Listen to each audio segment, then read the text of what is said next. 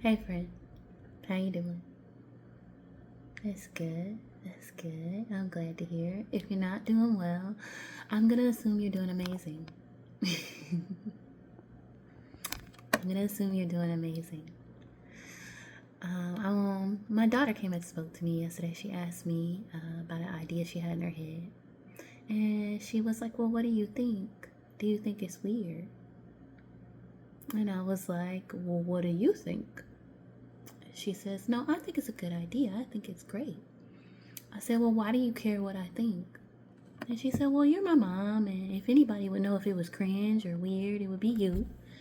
And I said, "Well, I don't think it's cringe." But I had a talk with her about normalizing her weirdness and how important it is that we all, it made me think about how important it is that we all normalize our quote unquote weirdness. I believe that weirdness and cringe does not exist. It is a collective belief that we have made up that stifles us and pushes our truest parts of ourselves into the shadow. And that it's time to integrate those. And if you have found me, if you are watching this video, then there is no coincidence, and it's time for you to do this. I have noticed that some of the craziest people, some of the weirdest people, do the most powerful things. Donald Trump is very weird. Elon Musk is a bit weird, okay? Let's be real. Ivar the Boneless, he was a real person. He was very weird, and people were terrified of him because he believed he was terrifying. Surrounded by hundreds of soldiers, he's on the ground screaming, "You can't hurt me. I'm Ivar the Boneless." He was weird enough to believe that what they considered an impairment was his power. And because he believed it, it was so. Alexander the Great believed he was great, and he became so. I've always talked about Pablo Picasso and how Picasso knew his artwork was amazing before anybody else did. People thought his artwork was weird and bad, and then he died, and now he's in everyone's school books.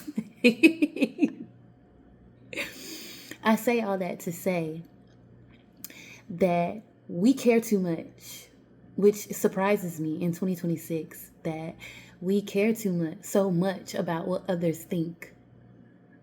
We care too much about what we think. And why would I say that? Because we can have thoughts that are very negative. What if this goes wrong? And can we just pause and say, let's normalize saying the opposite. Let's stop giving fertilizer to negative thinking by giving it our attention and our focus. Every thought is not doesn't need to be entertained. You are not your thoughts. Your thoughts are an extension of you. Your body is an extension of you. Your sight is an extension of you. You are source, Christ consciousness, spirit in form. You are a soul experiencing being a human. This human body is your vehicle. Your thoughts are part of that vehicle. You're created by you, just like everything else you look at is created by you, by the great divine source. We are all little masks, little faces, little parts, little creations of one great source.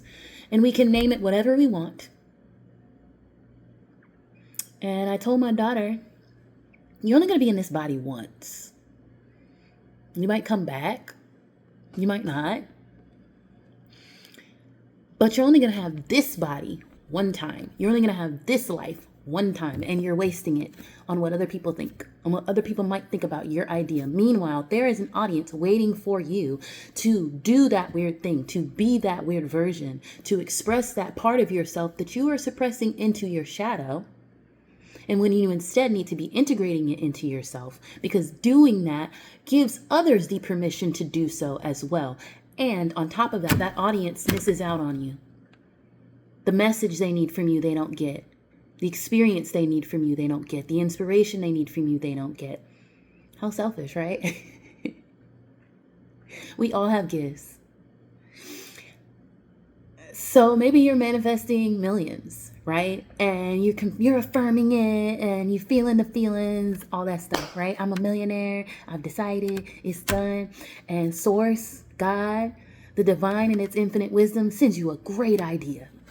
And you're like, well, this is $1 million idea. Or maybe you don't even know it's $1 million idea yet. Maybe you're like, this is just a really cool idea. But Source has sent it to you as your $1 million idea. You just don't know it yet, right? And you go and you share it with your friend, or you share it with your partner, and they go, that's weird. That's cringe. Don't do that. That's cringe. So you don't. You doubt yourself and you say, oh, well, maybe they're right. Maybe it is cringe. Now that I think about it, it's pretty cringe. Or your thoughts go, what if this goes wrong? What if this goes really bad? So now that the person has said that to you, or that thought has come up, you don't do that $1 million idea. You don't do that thing. And then later, you're still manifesting. You're still affirming, I'm a millionaire.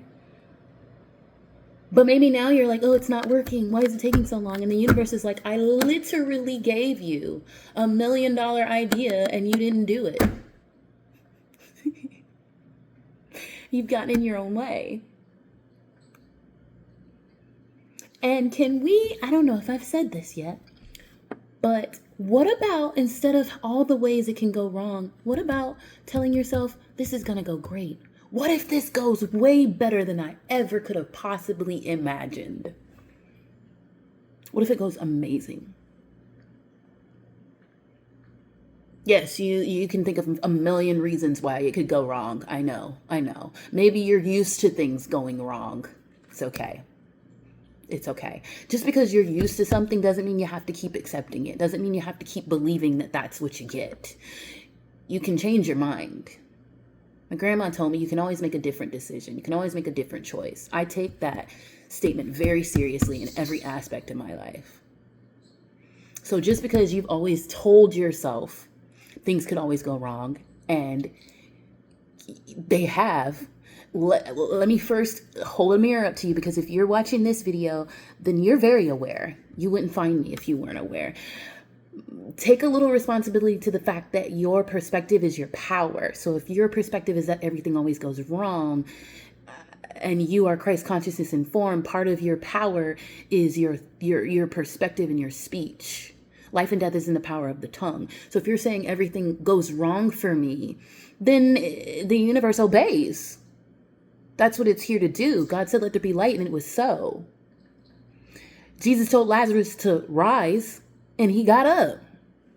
That was before he crucified himself and came back like he said he would do. And then it's like when you're doing it, when you're affirming it, right? And you're like, oh, this is going to go great. This is going to go great. And it doesn't go great. And it's hard. And it's really sucky. Or you get rejected, or you get declined.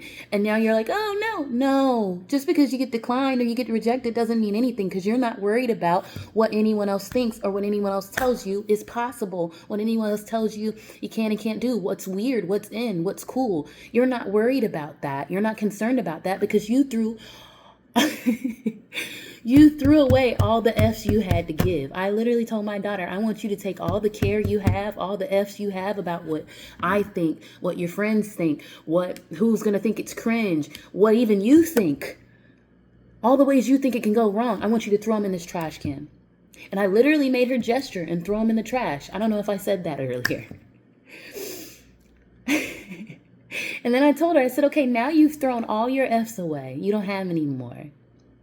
So when someone questions something that you're wearing, or something you're doing, or some idea you have, and you want to shrink or explain yourself or change your mind, you threw away all your F's. So unless you're going to go dig in the trash can and get them out, you better keep going.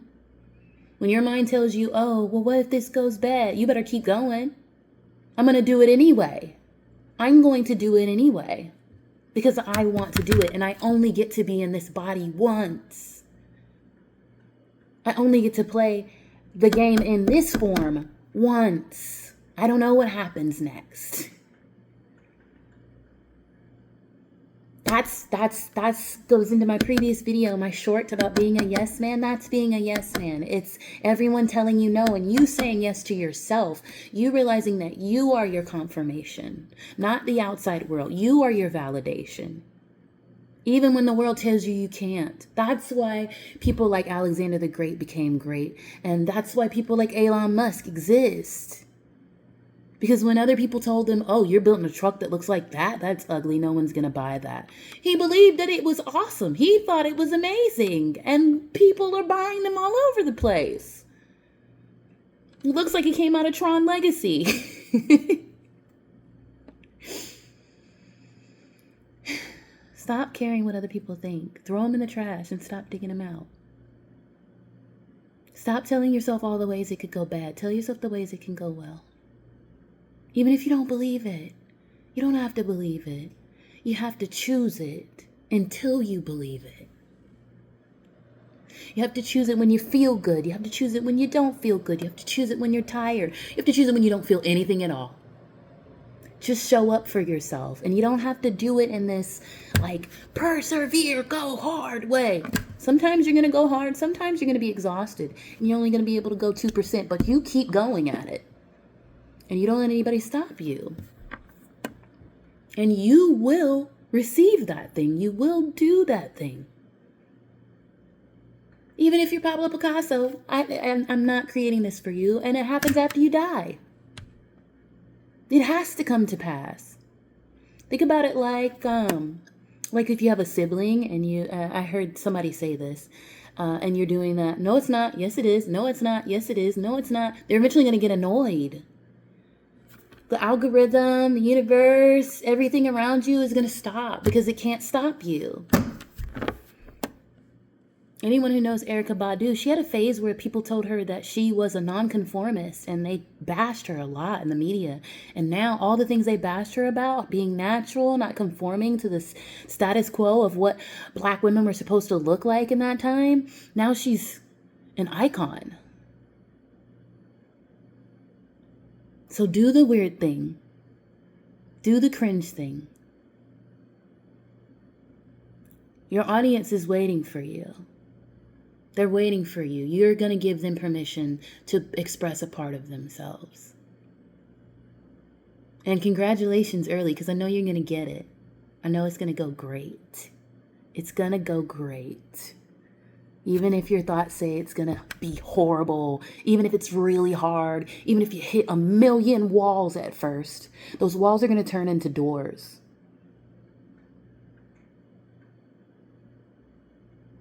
Anything is possible.